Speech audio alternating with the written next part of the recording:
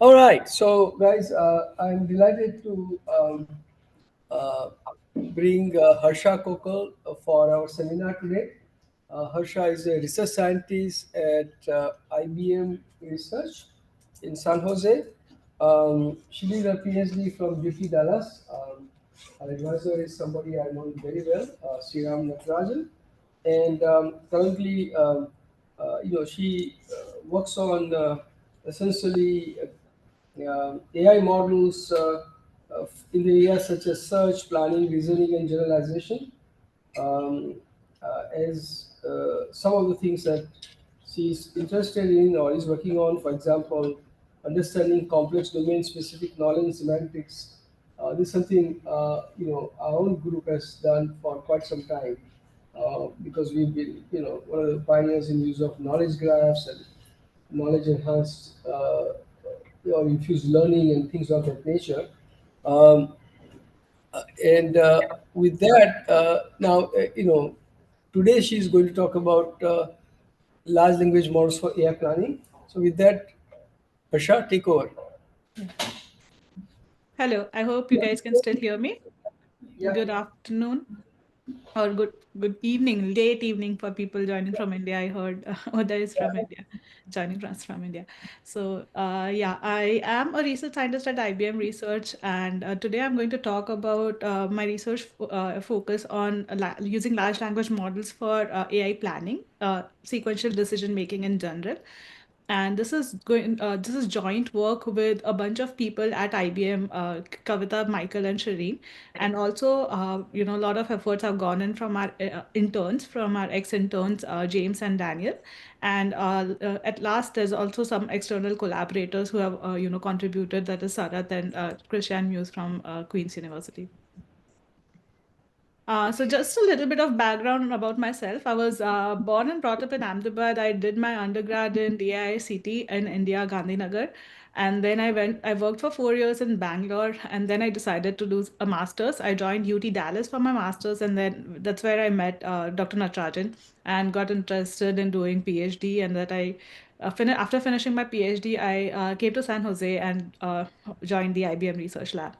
So right now I juggle between being a new mom, that's my 15-month-old now, and a research scientist at IBM, and also a lot of my time goes into academic service and pursuing some research agenda which are not directly prioritized by IBM at the moment. So these are the things that I juggle with. So today in this talk, I'm going to talk about three major things. First, I'll start by talking about a paradigm shift that we are seeing in the research community as well as in the industry at large, from thinking of LLMs as 3D printers to using them as mold makers. Then I'll talk about two specific approaches that embody that shift specifically for AI planning. The first one is LLM for search code generation, and the other one is LLM for NL to PTDL translation. Let me just move to a laser pointer. Okay. And finally, I'll introduce some benchmarks that we designed to evaluate planning ability of large language models. And more importantly, I'll point out some common pitfalls in the benchmark selection that can skew results. So, in the world of manufacturing, there is a clear distinction between mold makers and 3D printers. Mold makers are used to make mold once, and then those molds are used to replicate products fast and in consistent and scalable manner. 3D printing is slow and costly and is used only to create some unique, bespoke, one off pieces. So, mold making is what is used for efficient, large scale, repeatable production, whereas 3D printer is what 3D printers are used for flexible, early stage designing kind of projects. Uh, when LLMs being great at generative ability, they were it was seen that they were very useful for variety of different tasks.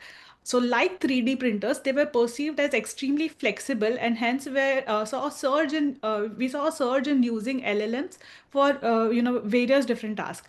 However, just like 3D printers, LLMs are also very costly and slow. And when we use them to generate every piece from scratch, it can incur significant time and token cost. And a lot of effort is required to engineer the outcome that that we expect. This could be prompt engineering, or writing a bunch of verifiers to evaluate the output, or just our human effort to verify each output, right? Or even with prompt optimizers, we really need to write some verifiers so that we can give some feedback to the language model to improve the prompt. And so we see that there are a lot of uh, different efforts that are needed for getting a task done using a large language model. But all of these efforts can go to waste once we switch to another language model, or if there is a different or a change in a parsing script that we require of, or we have some new requirement or something, right? So all of these efforts have to be redone again. So one thing is that it requires a lot of time and cost and effort. But even after all these efforts, the result might still be inconsistent format, tone, or some inconsistent logic, right? Which is worse. So slowly, what we are seeing in the community is that instead of using language models as 3D printers to generate every piece from scratch, we are seeing language models are used as mold makers. That is, we use language model to create reusable templates, framework, code, or logic flows. And those molds are only generated once. And once they are, reliable or verified, we don't really require large language models to use those molds. Traditionally, so what this gives us, faster inference, lower cost, and some form of consistency, because once the code is generated, that code is fixed. So we have some consistency and reliability within that particular mold, right? Once we have the mold, we can use the mold to consistently and reliably generate more products. So traditionally, AI research also prioritized development of general purpose solver like SAT solvers or theorem provers, which we can think of we can think of SAT solvers and theorem provers as molds essentially, which are built once, but then they are applied very broadly across a range of different problem instances, right? Similar to that, even planning community developed or spent lot of effort in building molds for planning tasks, which are essentially domain independent planners. Those domain independent planners can be used across different domains. They are very flexible across domain. They don't really tie to the any particular domain, and most of all, they are very reliable. If a planner gives us a plan, we can trust that that is executable. It will work and it will reach the goal, given the constraints that we ask the planner to satisfy. So this brings me to the section of how LLMs are used as mold makers. So in the AI planning, as I mentioned, the domain independent planners were really molds that were being made. Now LLMs are being used as mold makers for AI planning. So what is AI planning? AI planning is a long-standing subfield of AI that explores the process of using autonomous techniques to solve planning problems. So what is a planning problem? Planning problem is any task where the objective is to find a course of action in a system to reach a specific goal. So the system is described declaratively, and it essentially includes following this three descriptions: an initial state, a goal or an objective that is supposed to be reached or achieved, and a set of actions that can transform the state. So this is the transition system that we are talking about. So we are given some transition system, for example, in a game, it could be just the rules of the game, right? And our task is to devise the sequence of action that achieve that goal. To motivate the use of LLMs as mold makers, I want to spend some time to show you how they were initially thought of as 3D printers, and why am I making this distinction between 3D printers and mold maker mentality, right? So let's look at the chain of thought. So I'm sure everyone here is now familiar with chain of thought kind of processes which are being used with language model, where instead of asking language model to generate the answer directly based on the given question, the language model is asked to generate some form of reasoning or some chain of thought and then answer the question. So instead of directly going the answer is 11, ask language model to generate some natural language reasoning traces before answering the question. After seeing success with that, for planning use cases, framework like React were proposed, and we still see some use or some prominence of this particular approach in the community, but I would say that this is going away very soon. Um, what was React? So in React, what they did was instead of asking the language model to directly give an action, so equivalent to the standard prompting for planning, the standard approach was asking language model to suggest what is the next action, right? That was the act only kind of approach, where we were given some observation to the language model or the question, and the language model would generally give us some action that we should take as part of our planning process. And chain of thought said that you should reason before you give an answer. So React said, okay, you reason before you give actually the action. So instead of directly going from question to action, that is question to action one, we are going from question to thought one, and then we are generating the action. And then once the action is executed, we get the observation, and then we again ask language model to generate some thought and then generate the action. So this is the React kind of approach, which is integrating reasoning with acting. But we still saw that, even with React, the language models were not really great. So we saw a bunch of, solutions that were essentially now doing search with the help of language model. And this search was extremely ineffective. I'll show you an example why. So from going from input to directly output, we went to input to some thought and then output. And here with self-consistency type of approaches, because we saw that this is not really consistent or not really reliable, people also proposed self-consistency with chain of thought, where a model would be asked to generate multiple such thought and answer sequences, and then whatever had whichever answer was the majority, we would use that.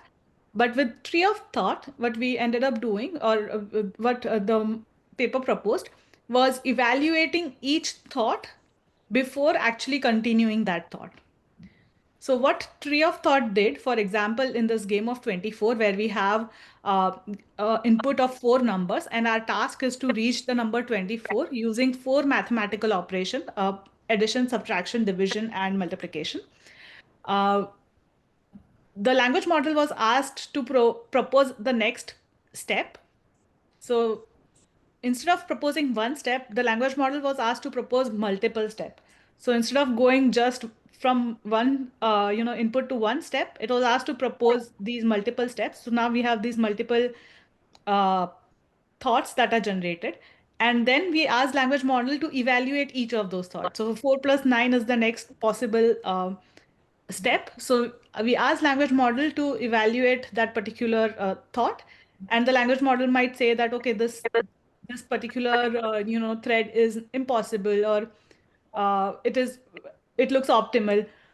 So we would use that evaluation as some form of guidance for our search, and then we will follow that trajectory to reach our goal. So what is happening here is that instead of making one call to language model to generate the whole plan, we are now asking language model to, uh, you know, generate multiple next steps. and then evaluating each of these steps, and then performing that step and asking language model to generate a set of other steps. So the number of calls to language model kept increasing here.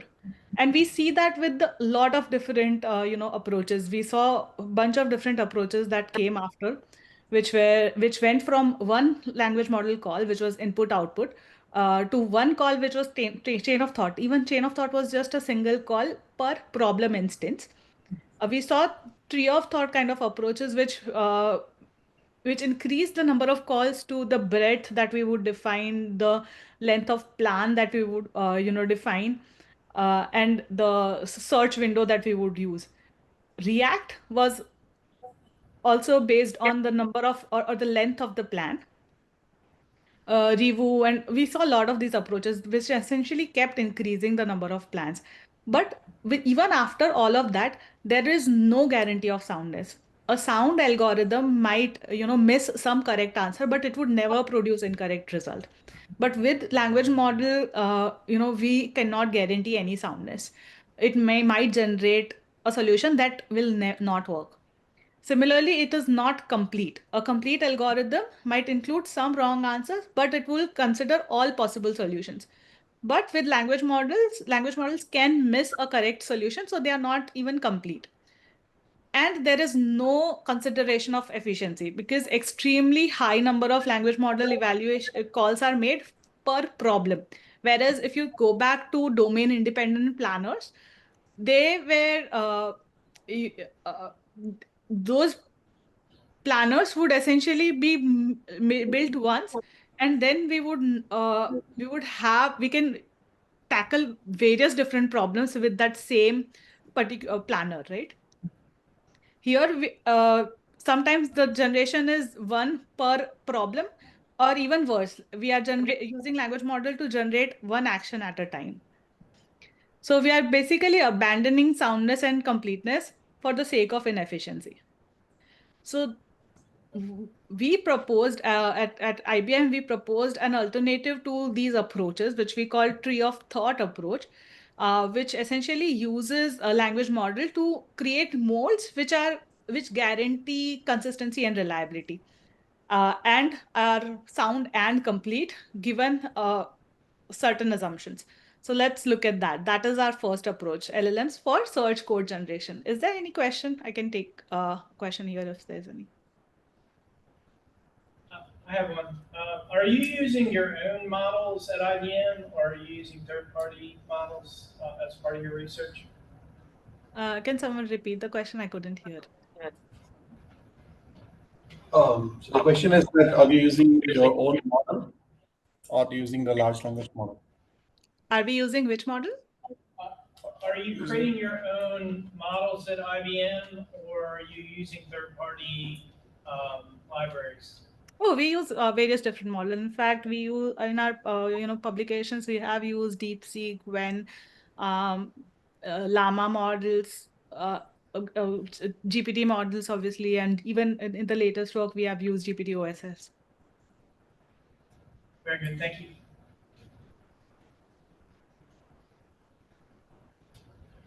Okay, so let's look at the problem of Game of 24 again. So Game of 24, as I mentioned, with tree of thought, essentially asks language model to propose the next next possible step. And then again, it asks language model to evaluate that particular step, right? But what we did instead in tree of thought was ask language model to generate a Python code that would create the list of successor states.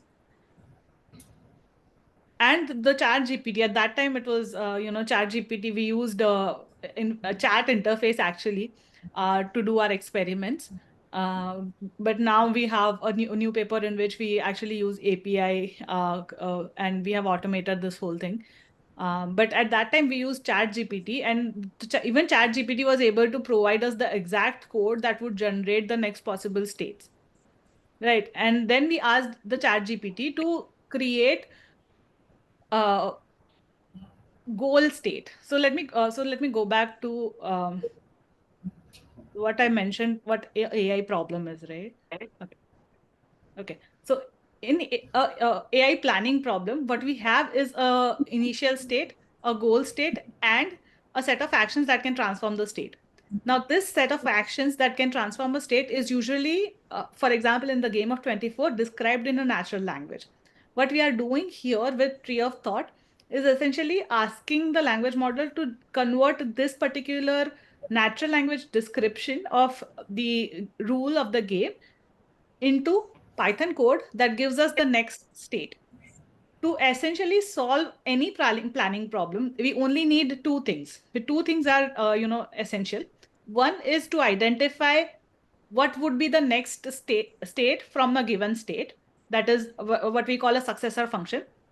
Given the current state, what are the possible next states that we can go to?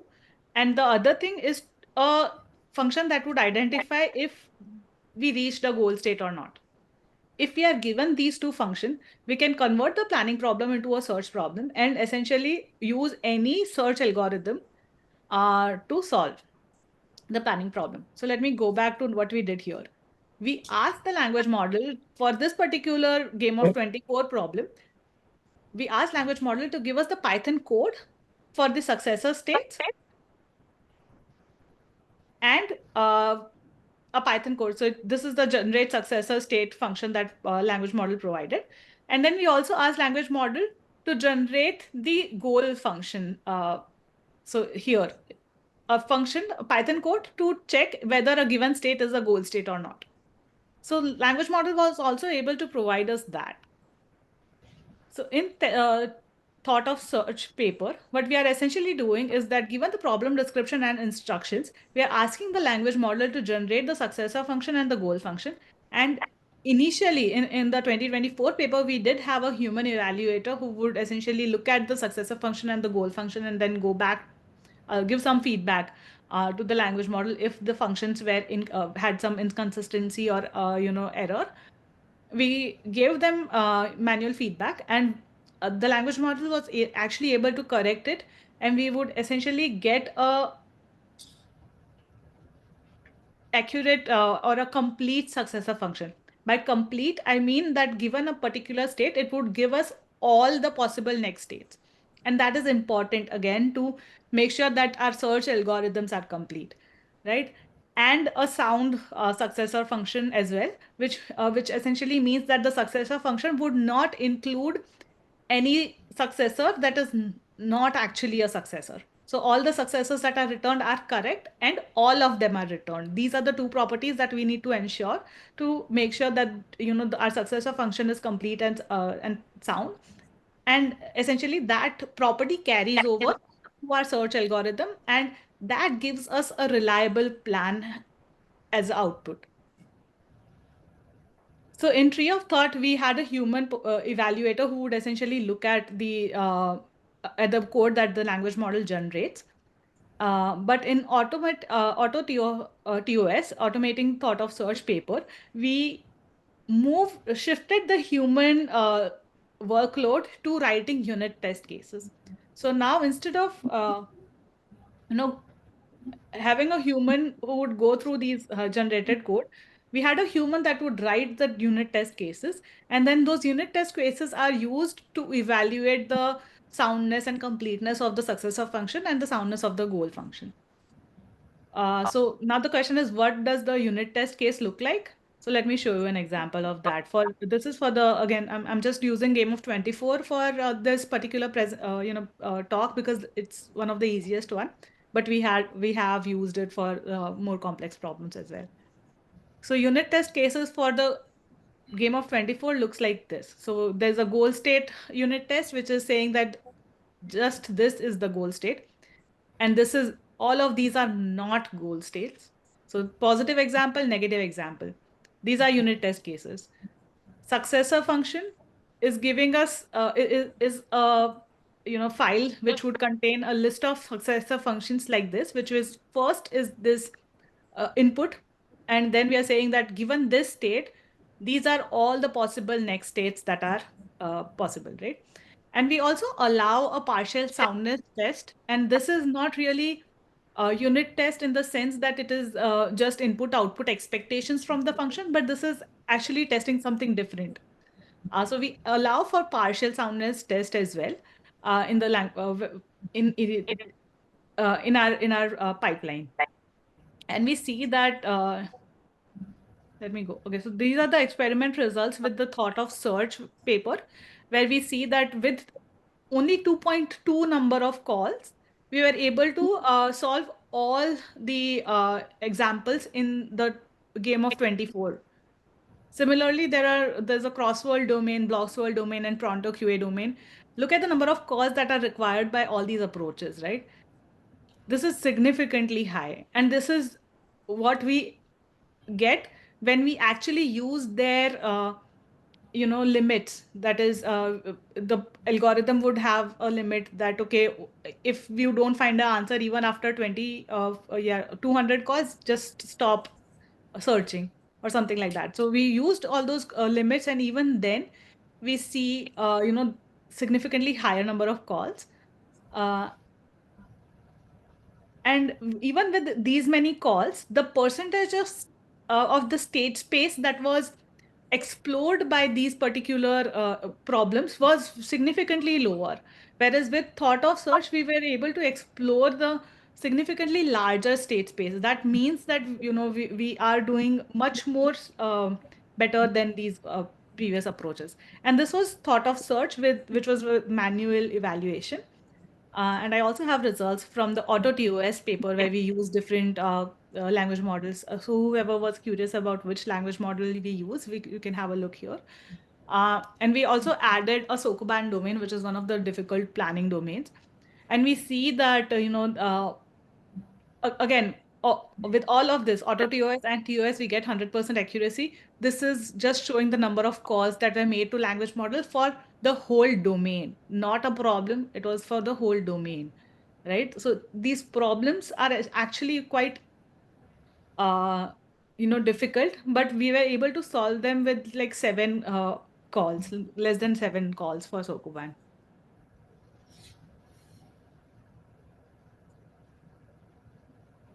And here is an example of the kind of feedback that AutoTOS generated for the language model. So now, because in AutoTOS, we have these unit test cases that we are using to generate the feedback for the language model. This is the kind of feedback that we used. And our paper, like whatever I'm going to talk about today, all of these papers are on arXiv. They might not be on my website because really I'm juggling everything. So, but if you're curious about anything at all, you can reach me out on LinkedIn, and I'll be happy to share the paper with you. Okay, so let me go to the other approach where we are using language models for natural language to PDDL translation. Any question here? This problem that you have taken, to me, I mean, would be perfect problems for us in academia. In what sense IBM thought that your group thought that this is relevant to some commercial opportunity? Yeah, I will talk about some lesser data for the planning benchmark towards the end. What are the properties that we are looking for in benchmarks? So I'll park this question for later, if you don't mind. Okay, so the second approach is natural language to PDDL translation. I will rush through this because there's just a lot of work now, and the work that we did is all still ongoing. But I would just like to motivate that, let's go back to the planning problem that we described, right? A planning problem was initial state, goal state, and a set of transformation in that particular domain. Now, this planning problem can actually be represented formally using like there are various different languages that are developed over time in planning community. The first one was, I think, in 1971, STRIPS. That was the Stanford Research Institute planning language, which was used by the Shaky robot. And PDDL is what is most prevalent in recent planners, most supported by recent domain independent planners. So formally, a planning problem is a finite finite and discrete state space S, initial state S0, that is part of the state, and goal state SG, which will notice this is goal states because it goal there can be multiple states that satisfy some goal condition, so it is a subset, a set of action and a transition function.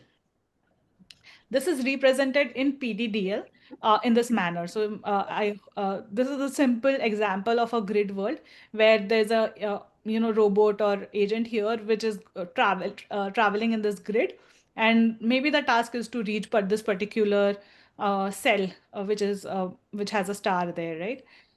So PDDL language, what it does is it segregates the domain from the problem. Why is that important? It's important because in this particular domain, the movements of the robots are going from current location to north, south, east, or west, or up, down, right, left. These moves can actually be the same moves in a larger grid, say a 10 cross 10 grid, or a 10 cross 2 grid, which is a different shape than this particular grid, or a grid which has some obstacles, say a wall or stone somewhere in these cells. So these moves don't really change. Your transition dynamics don't really change. What changes is your problem definition.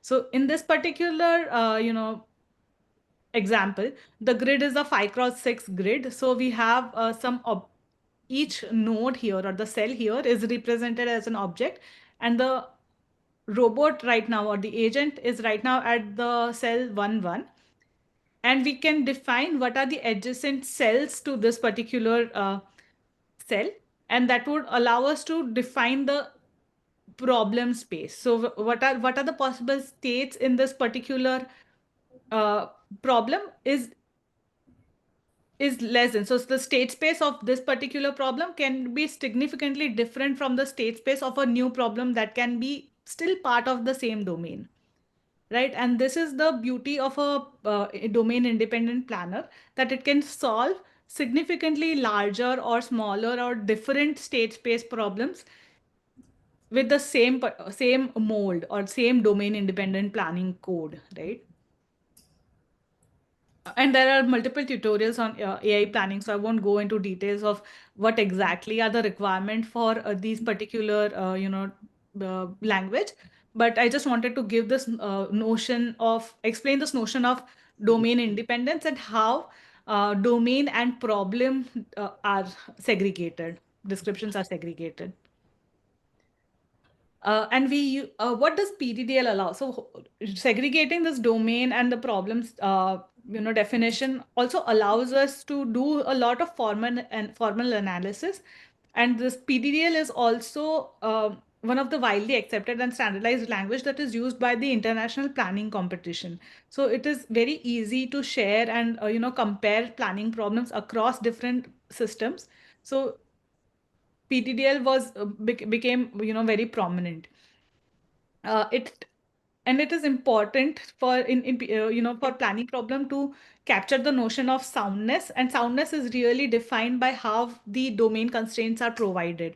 So a formal language brings it all together and makes sure that we are that as humans, as the people who are building these domains, understand the actual problem, and we encode all the constraints accurately in the description that we provide to the planner, right? So these are the important things why the community used PDDL, and why we are also using natural language to PDDL translation as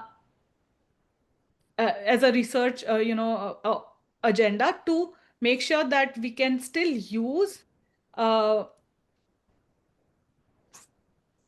we can still ensure all the soundness and reliability and completeness guarantees that we can get from these descriptions. And there are a lot of work that go from natural language, natural language to PDDL using large language model. Liu et al. Was the first one that came out. Then Guan also worked on the LLM DM project.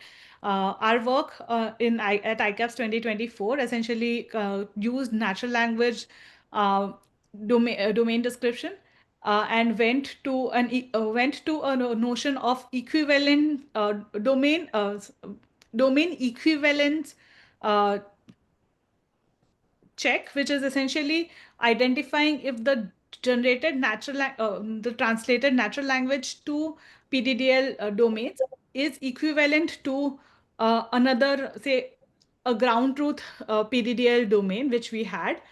And we compared this equivalence is required and how can we check that, and we talk about all of that in the paper.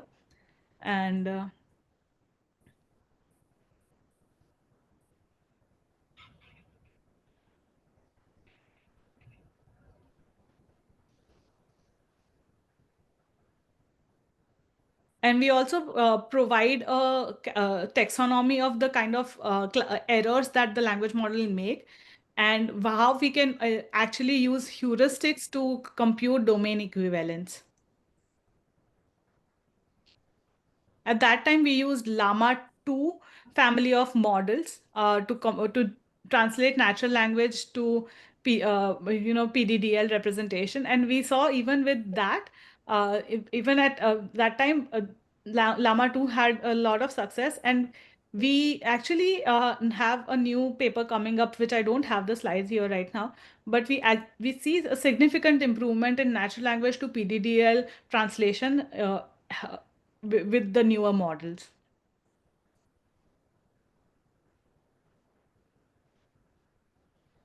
And this is the kind of sample prompt that we used at that time for the NL to PDDL translation.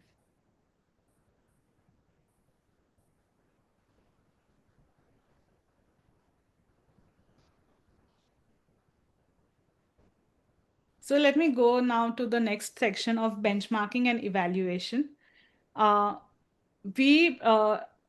We proposed ACP Bench. This is the natural language planning benchmark for evaluating 8 reasoning tasks that are important for planners.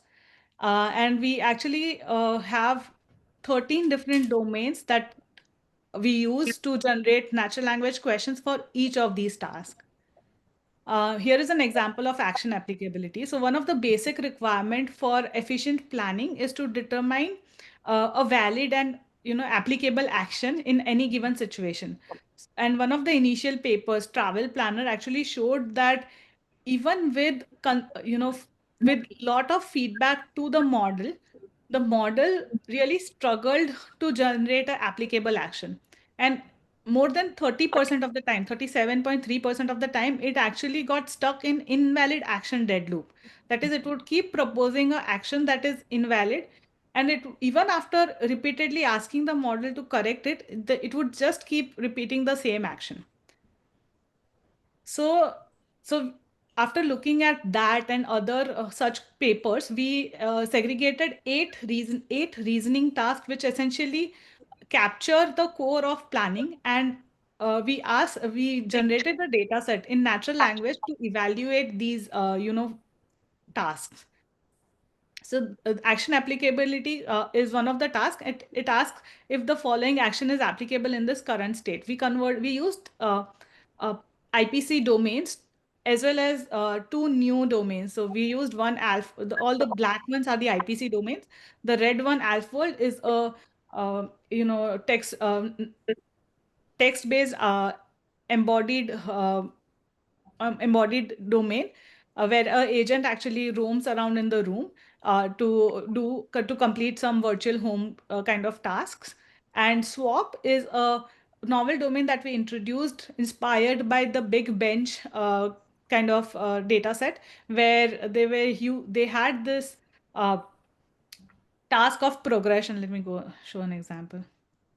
Yeah, in Big Bench Hard, they had this task of shuffling objects.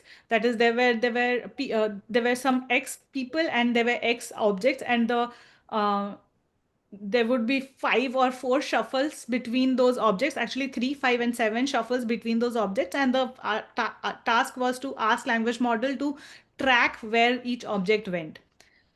So we and language models really struggled for such tracking those shuffled objects. So we introduced this swap domain to capture that level of similar level of complexity, to bridge the gap between planning domains and the reasoning domains, natural language reasoning domains. And the progression task is essentially asking the same question as the tracking shuffled object, where the particular uh, object would be after performing some action. Initially, as part of ACP Bench, in 2025 AAAI, we released only MCQ and Boolean questions. But now we have added generative questions, as in, instead of asking if this particular action is applicable or not, we ask language model to generate all the set of applicable actions. In case of progression, we ask what are all the positive and the negative effects, what are all the facts that would be added to this particular state, and what are the facts that would be removed in this particular state. We asked language model to list all of that, and we created this ACP Bench hard data set, which is a generative version of all these all the 8 tasks that were part of the ACP Bench.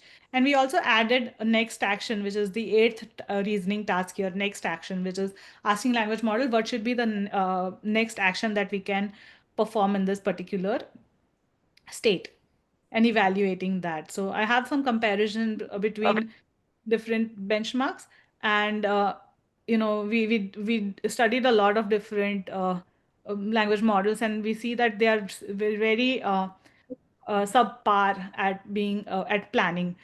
In fact, even the latest GPT OSS 120B model, we see that even though it for Boolean and MCQ tasks, there the error rate is pretty low, but for generative tasks, the error rate jumps significantly. For example, in even for progression, right? Even for progression, they are not able to capture all the possible states. So we can't really rely on the soundness and the completeness of these particular models for any planning. Harsha, I have a very basic question. Why should a language model be good at planning? Exactly, it is not. So why are we trusting them to be used for orchestrating various business workflows? Precisely. Yeah, that is our question. And that's why we are spending all this effort on creating the benchmark to bring that point across. And even after, these benchmarks, and we show these things, the most important criticism that we kept receiving was, okay, this benchmark was all about, planning or IPC domains, which are not really same as what the domains that we see in business use cases. So we kind of spent a lot of effort and came up with this benchmark desert data, which is required, like with the to evaluate any kind of planning ability of a language model. The problems that you use to evaluate should be sequential in nature, and you would be surprised how people really, evaluate even non-sequential task and consider it as a planning ability. Oh, this is showing planning ability, even though those tasks can just be parallelized and there is no natural sequence in that particular action, right? But still people require. So this is one of the important things that we keep uh, emphasizing, that the models should be sequential, or the benchmark should have some form of sequence, notion of sequence or order between actions to be really considered to be a planning a benchmark. And they should have and we really think that they should have a well-defined action and state space, because having well-defined action and state space essentially allows you to quantify anything without having that having without having that action space and state space. All you can rely on is a hand wavy notion of good enough or okay-ish planner, right? Yeah, this plan looks good to me, and it is very subjective. You Yeah, but can't really. yeah, I don't think the subjective thing will be accepted by planning community. But Yeah. my fundamental question is why all this attention to domain independent cases? I mean, when you said that you looked at some business use cases, did you really find very good application of domain independent strategies, or do they have to be a domain specific ones? No, so they really have to be domain independent. I'll tell you why. Because of the hosting ability, right?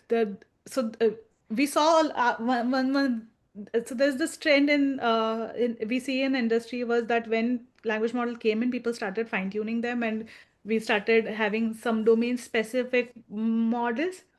But as we see the ability of pre-trained models becoming better, that effort of fine tuning a older model surpasses the benefit of using a newer pre-trained model. So No, then we that's go back to using a new pre-trained model.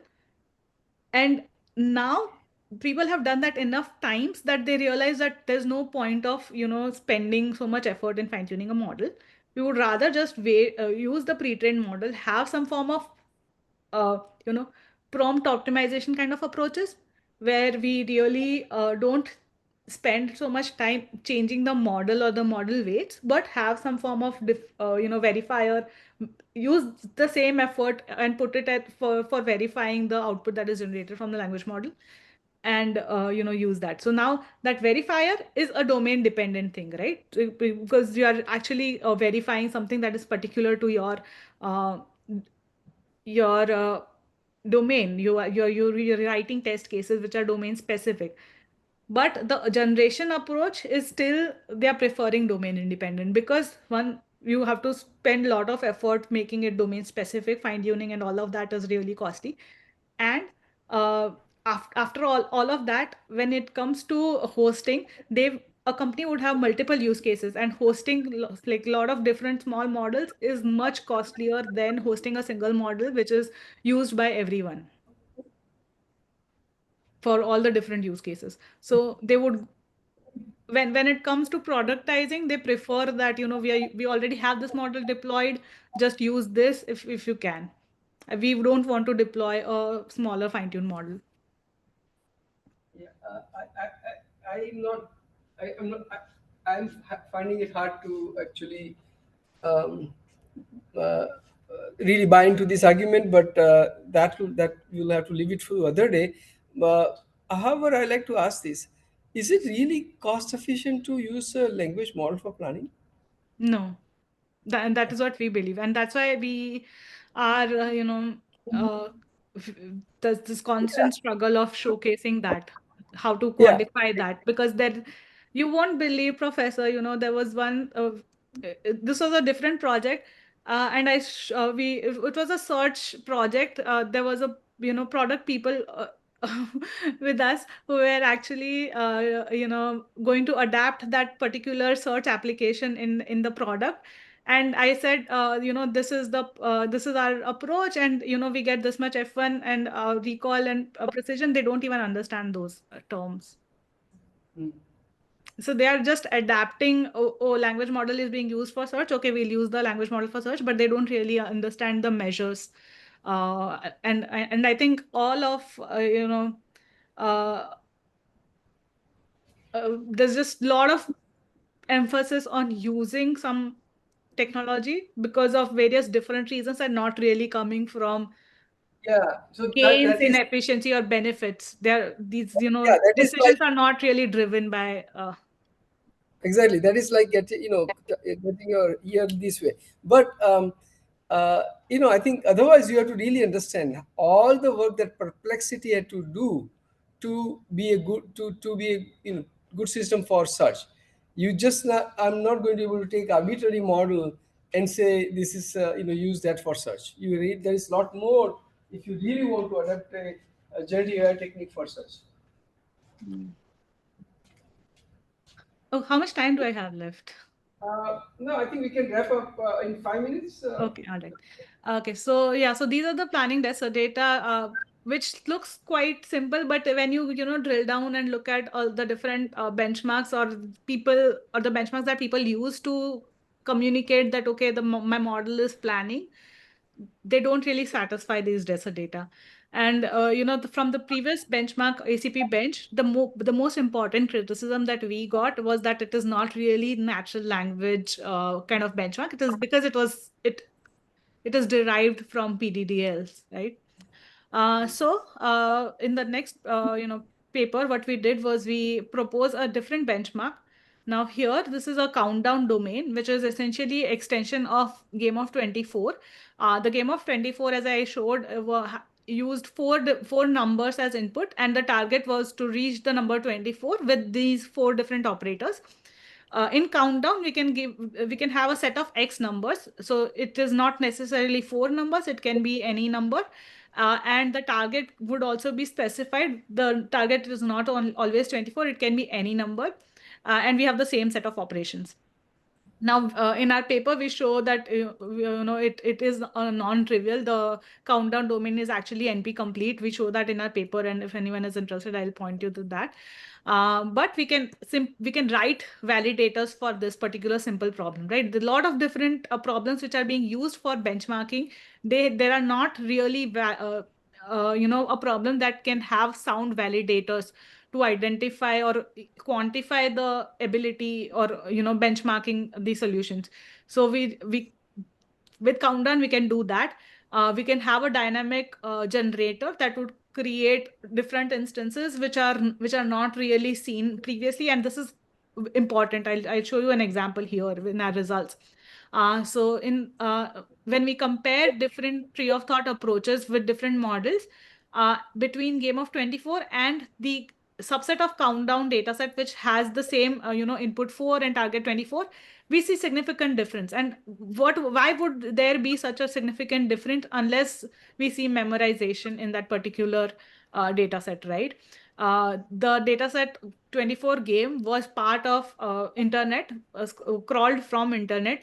So we definitely think that this difference in performance speaks to why it is important to have a random generator. So we should have a dynamic generation procedure for a data set to be able to rely on any results, because the way language the benchmarks are being hacked and used to generate the results, or leaderboards are being topped, it is important to keep rotating them. So we really need a generator, a dynamic generation procedure there. And I talked about the action space and the state space in the paper. I don't have the plot here right now, but this is the difference. One more thing that I wanted to point out was look at, I don't know, can you guys see this plot here if I zoom in? So we are comparing a numerical planner. This is a symbolic model with AutoTOS approach here. And do you see this dip? What does this dip signify? That as the number of inputs increase in this domain, the problem becomes simpler. Like there is a particular range in which the problem is difficult, but after that it becomes simpler. But what we see happening in a lot of publication as well as use case demos is that people keep showing that, okay, I'll increase the number of input, or I'll keep increasing the number of blocks in the blocks world domain, and see my model is outperforming the other model. But that does your increase in number of blocks really make the problem harder?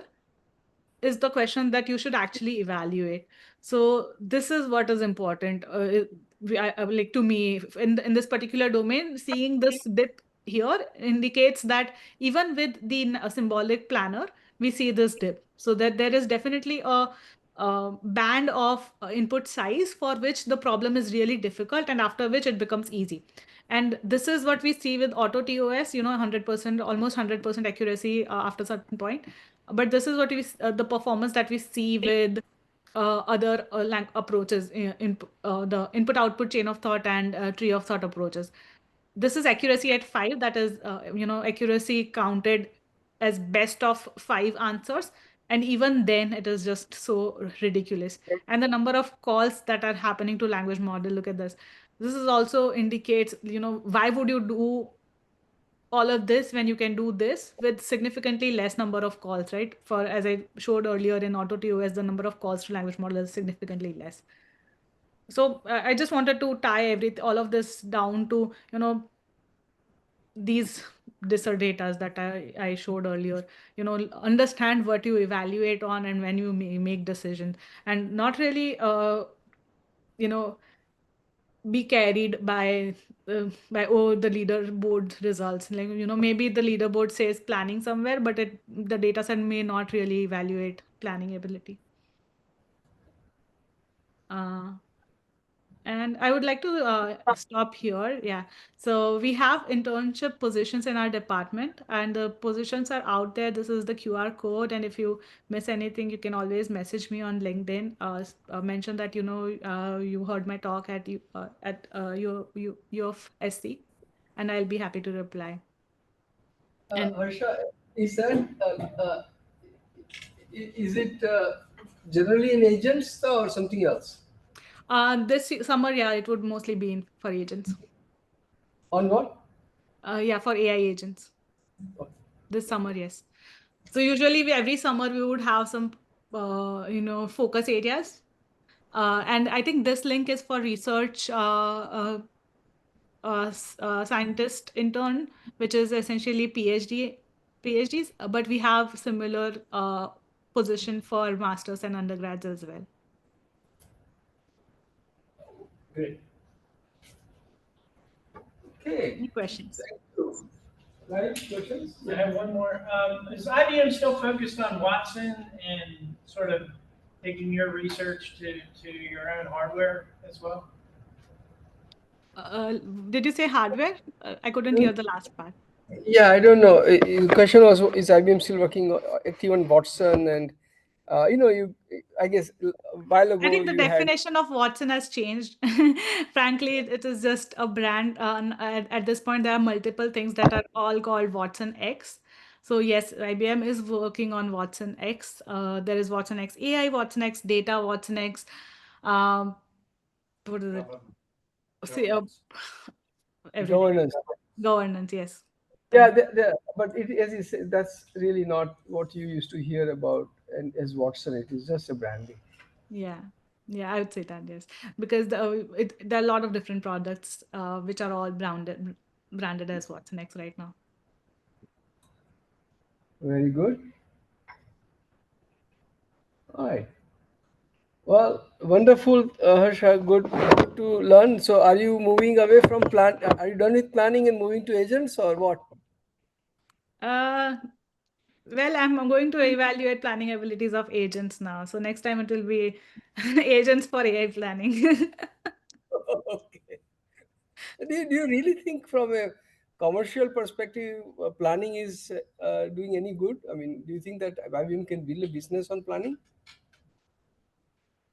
So IBM had a Watson X assistant, not Watson X. I think it was called just Watson Assistant, which was being used by. It was, I think, very actually still used by McDonald's for automated ordering. When we go to McDonald's driveway, they take orders, and uh, there are a lot of applications of Watson Assistant internally as well as a consultancy that they do, and there are applications of planning that are there, and they are not really language model based, I would say. Yeah. So, but would there be then any significant value, commercial value, for continuing to work on LLM based planning? uh, I definitely think there is, in the sense that so it's like this. So if we have a resource that would essentially go from natural language uh, to a formal representation, I think that is where the core of LLM usages would lie for business. I think having language model calls for everything might not be uh, efficient or even feasible, but having an option to fall back language models in case that there are some edge cases, and being able to do some form of even error analysis, right? Or would be useful. And I think the word planning is diluted a lot now. So there's just a lot of different things which are called planning. So people do say that, okay, we are investing in planning, but then it's really something very different from. That's why I use AI planning now, not planning. Okay, last question, Uday. Yes. Go ahead. Yes, sir. So, like, ma'am, like, as you showed a research opportunity at IBM in USA, but is there anything in India? Like, I'm interested in research. Yes, there are. So I think there are even opportunities which don't really where you're not really associated with IBM, but you can still be part of the project. I forgot what it's called, but ping me on LinkedIn. I'll be able to point you to that. Yes, ma'am. Sure, ma'am. Thanks, ma'am. Okay, thank you very much, Harsha. Thanks a lot. Thank you. I believe students enjoyed the talk. Thank you. I hope it was useful in some manner. Yes, Bye. yeah, indeed, indeed. Great, thanks. Bye.